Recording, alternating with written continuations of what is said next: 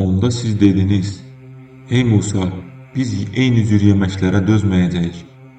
Ona görə də bizim üçün Rəbbinə bizə yerin bitirdiklərindən, tərəvəzindən, xiyarından, sarımsağından, mərciməyindən və soğanından yetirməsi üçün dua et. O dedi: siz xeyirli olan şeylərin daha dəyərsiz şeylərlə əvəz olunmasını mı istəyirsiniz? Şəhərə girin, şübhəsiz ki orada istədiyinizi taparsınız. Onlara zəlillik və düşkünlük üz verdi və onlar Allahın qəzəbinə düçar oldular. Bu ona görə idi ki, onlar Allahın ayələrini inkar edirdilər və peyğəmbərləri haqsız yerə öldürürdülər.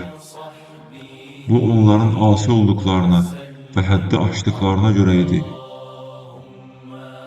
Şübhəsiz ki, möminlərin Yahudi, Nəsrani və Sabilərdən, Allaha və axirət gününə iman gətirənlərin və yaxşı iş görənlərin mükafatı öz Rəbbi yanındadır. Onlara heç bir qorxu yoxdur və onlar kədərlənməyəcəklər.